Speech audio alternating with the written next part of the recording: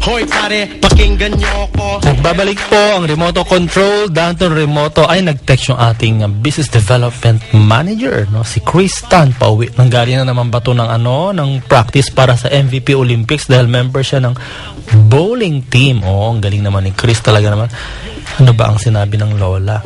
Yung kanina, Amerikano nagsabi, ayaw niya makarinig ng tilaok ng manok. Ang sabi ni Chris, mas mahirap naman po ata pag tumahol ang manok. Ikaw na, Chris. Ikaw na talaga. Sa totoo lang, trending ka na ngayon. Amirit pa. Hindi ba? Ay, Diyos ko talaga naman. Alam naman tumilaok si Rooster. Alam namang tumahol si Rooster o tumilaok si Bantaya. So, ang sabi ni Chris, row 4 talaga ang mamang yan sa intelligence level. Pinos pa sa buong mundong oo nga naman.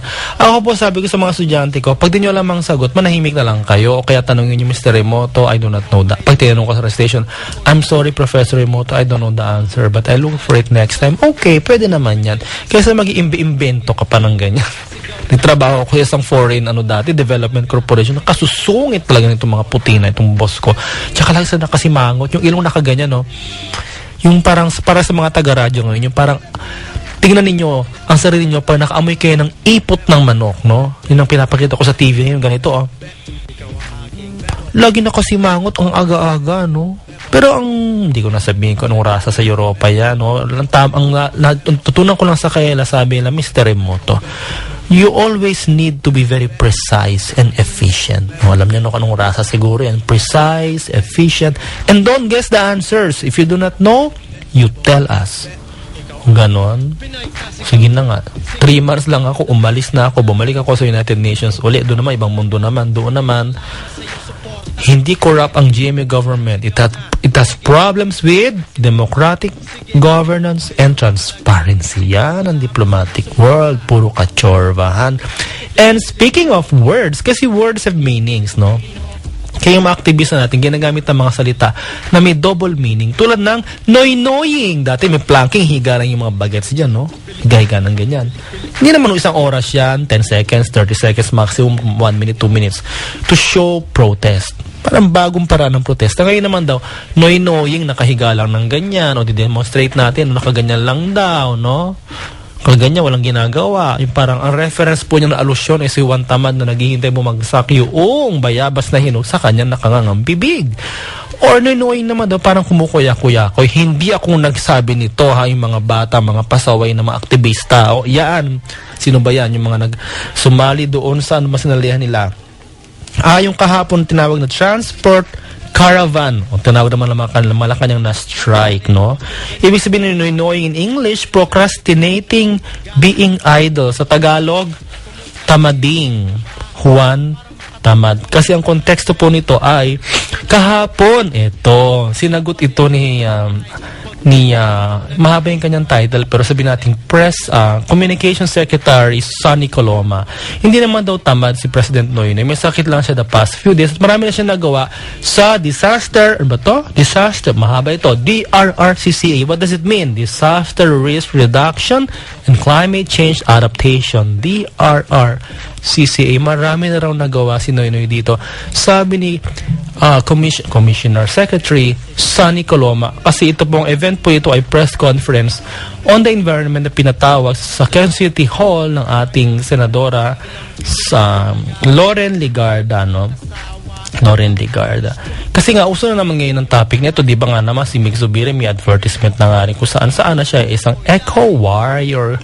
Kuning, Chorva. Ito naman ating original eco warrior, Senator Loren Legarda. Alam niyo po siya isang broadcaster sa kabilang stasyon dati for many years. Sabi niya, mahalaga po tayo sa media sa pagpapakalat ng impormasyon sa disaster risk reduction and climate change adaptation. Ano man nilagay niya dito? Example, ang mga broadcast journalist, hindi natin sasabihin na the waves are like this, like this, like this. Kailangan daw, halimbawa, ano ba to? Kung kayo po sa mga fishermen, kung lalabas po kayo mamaya, maingat lang po kayo kasi wag na po kayo lumabas mamaya kasi baka po kayo mamatay dahil ganito na po kataas ang alon. Sabihin mo siguro, no? 3 metro, no?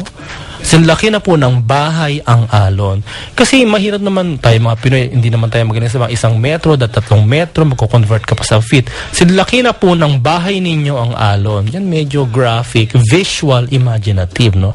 Dahil ang Pilipinas po, tayo po ang calamity capital ng Asia. Sabi ng Center for Research on the Epidemiology of Disasters. Epidemiology po yung pag-aaral, no,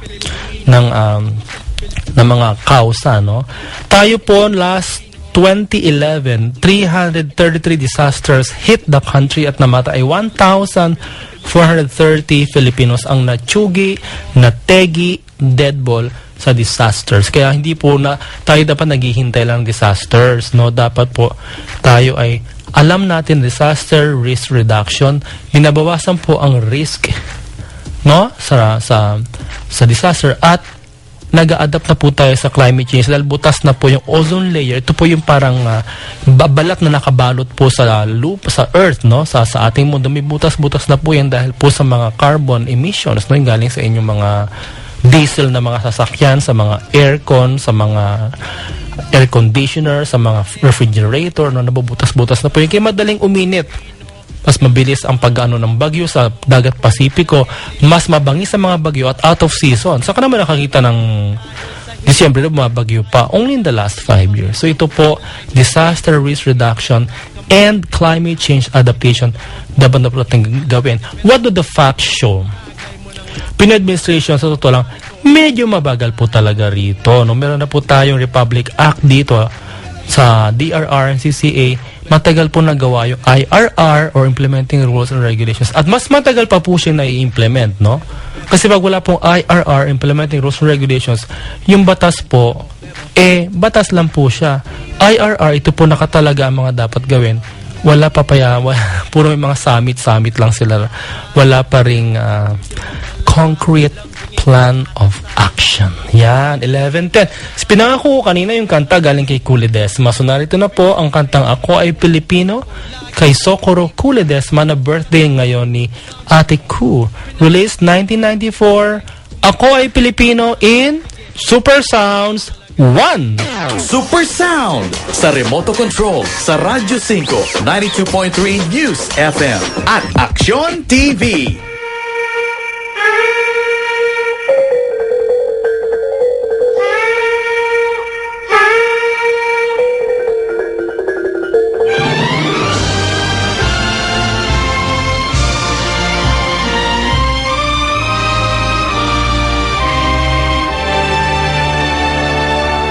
Ako ay Pilipino, ang dugo'y maharlika.